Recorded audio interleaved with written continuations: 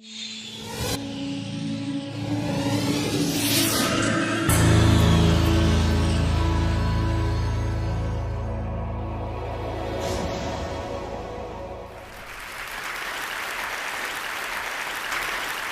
have been teaching for a long time, and in doing so have acquired a body of knowledge about kids and learning that I really wish more people would understand about the potential of students.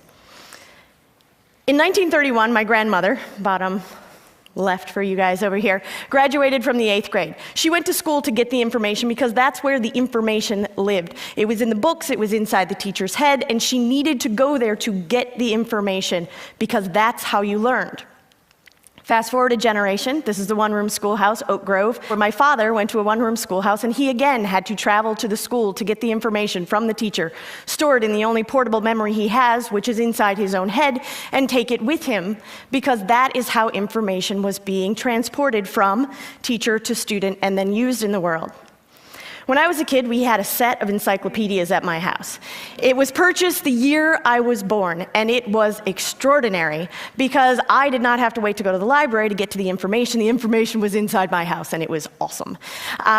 This was different than either generation had experienced before, and it changed the way I interacted with information, even at just a small level, but the information was closer to me. I could get access to it. In the time that passes between when I was a kid in high school and when I started teaching, we really see the advent of the internet. Right about the time that the internet gets going as an educational tool, I take off from Wisconsin and move to Kansas, small town Kansas, where I had an opportunity to teach in a lovely small town, rural Kansas school district, where I was teaching my favorite subject, American government. My first year, super gung-ho, going to teach American government, loved the political system. Kids in the 12th grade, not exactly all that enthusiastic about the American government system. Year 2, learned a few things, had to change my tactic, and I put in front of them an authentic experience that allowed them to learn for themselves. I didn't tell them what to do or how to do it. I posed a problem in front of them, which was to put on an election forum for their own community. They produced flyers, they called offices, they checked schedules, they were meeting with secretaries, they produced an election forum booklet for the entire town to learn more about their candidates.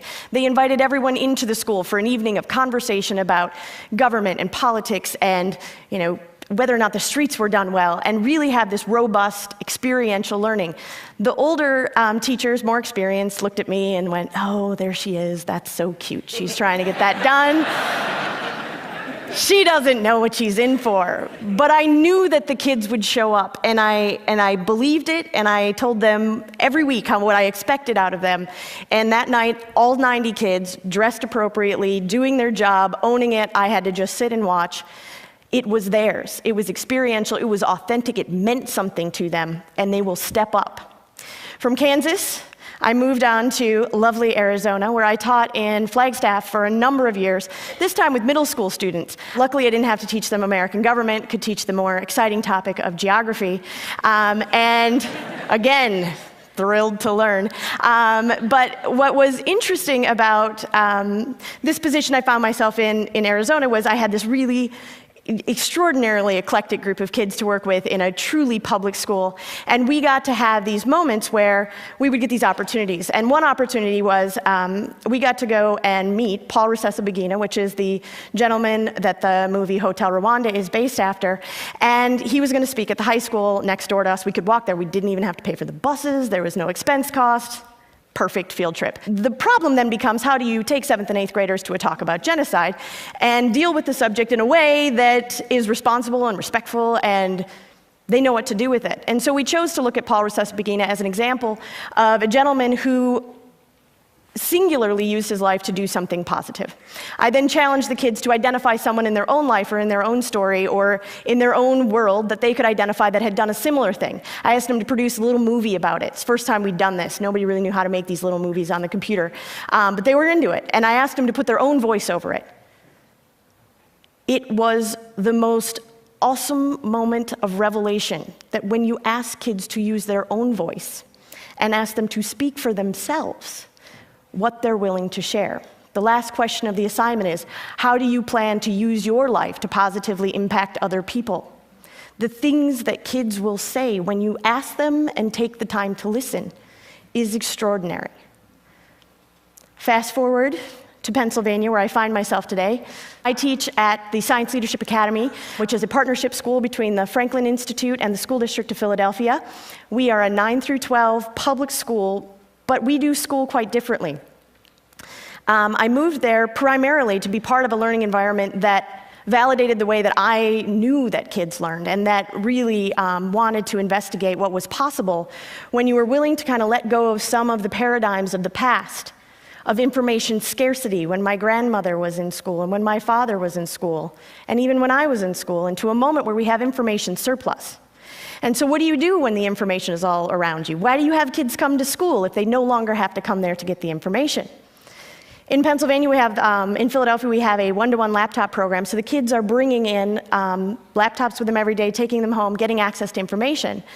And here's the thing that you need to get comfortable with when you've given the tool to acquire information to students, is that you have to be comfortable with this idea of allowing kids to fail as part of the learning process. We deal right now in the educational landscape with just an infatuation with the culture of one right answer that can be properly bubbled on the average multiple choice test, and I am here to share with you, it is not learning.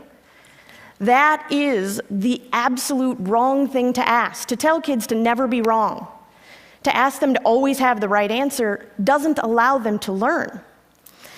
So we did this project, and this is one of the artifacts of the project. I almost never show them off because of the issue of the idea of failure. My students produced these infographics as a result of a unit that we decided to do at the end of the year, responding to the oil spill. I asked them to take the examples that we were seeing of the infographics that existed in a lot of mass media, and take a look at what were the interesting components of it, and produce one for themselves of a different man-made disaster from American history, and they had certain criteria to do it. They were a little uncomfortable with it because we'd never done this before, and they didn't know exactly how to do it. They can talk, they are very smooth, and they can write very, very well, but asking them to communicate ideas in a different way was a little uncomfortable for them. But I gave them the room to just do the thing. Go create, go figure it out. Let's see what we can do. And the student that persistently turns out the best visual product did not disappoint. This was done in like 2 or 3 days. And this is the work of the student that consistently did it. When I sat the students down, I said, who's got the best one? And they immediately went, there it is. Didn't read anything. There it is. And I said, well, what makes it great? And they were like, oh, the design's good, and he's using good color, and there's some, and they went through we processed out loud, and I said, go read it. And they're like, oh, that one wasn't so awesome. And then we went to another one. He didn't have good visuals, but had great information, and spent an hour talking about the learning process. Because it wasn't about whether or not it was perfect or whether or not it was what I could create. It asked them to create for themselves.